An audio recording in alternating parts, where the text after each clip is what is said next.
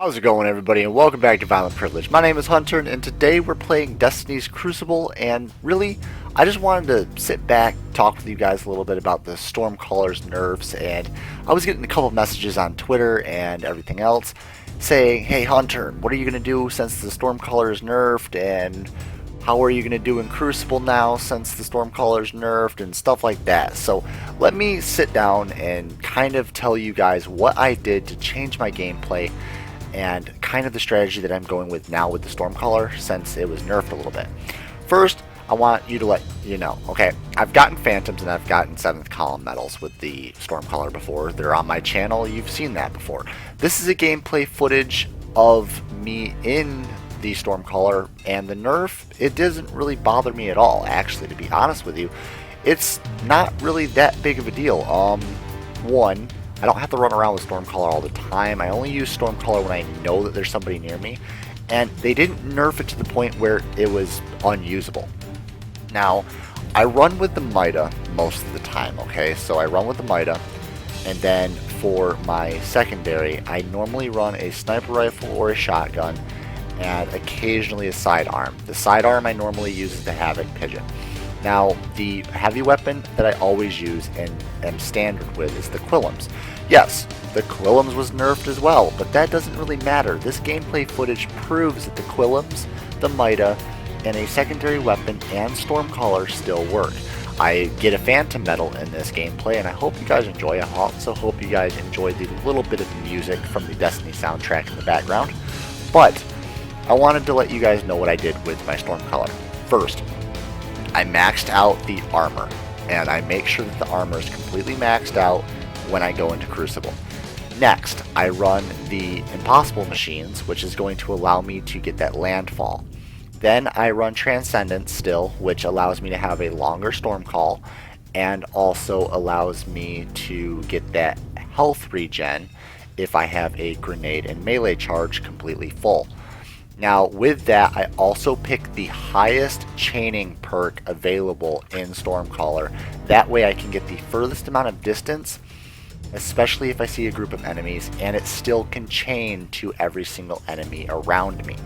With this being said, you still have to pay attention to the radar and focus on where the enemies are coming from, because you do have to change your chance of direction, and you've got to get your Storm Call on them as quickly as possible, allowing you to chain to them and then chain to their allies in order to kill groups of people and quickly and efficiently, because you do lose a couple seconds on your Storm Call than what previously was available, which is alright.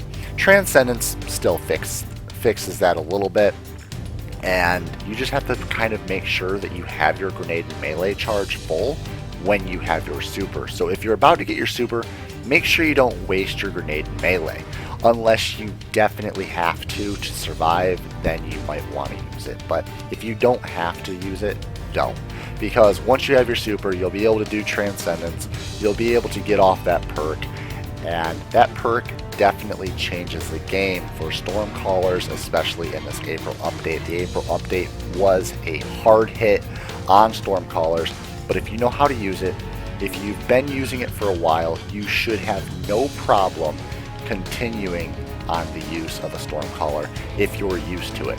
If you're used to it, nice. If you've never used Stormcaller before, I would recommend trying it out and practicing with it a little bit, because it is actually really good. There's that Phantom medal I was telling you guys about.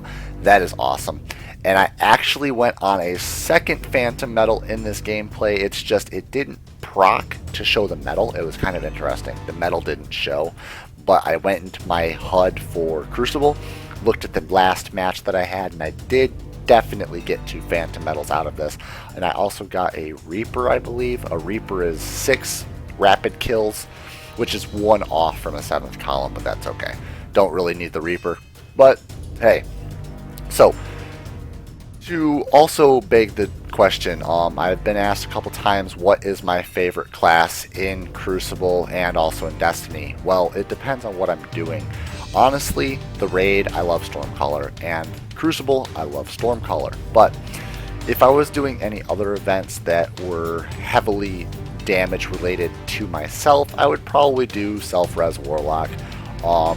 Haven't really used Void Walker in a long time. Since Stormcaller came out, I actually really haven't used Void Walker unless it was related to a bounty or a quest. So Void Walker, not really my go-to kind of thing. I really like the aggressiveness to a Stormcaller and being able to run around and just kill anybody that comes in front of you, unless for that one reason they, have a Titan Hammer or Blade Dancer or Nova Bomb waiting for you, which, hey, Void Walker is good for stopping Stormcallers, I will say that, but if you know how to get around it, you're good. And I'm going to go over that at the end of this video right now. I'm going to tell you guys how I kill other people's supers with Stormcaller. First, Blade Dancers, really easy to take out. If you have your grenade and melee charge completely full, and you don't have your Transcendence ready for your Stormcaller, you kind of can see that Blade Dancer coming, jump up as high as you can in the air, and then throw a grenade underneath your feet. Once that Blade Dancer goes into your grenade, guess what?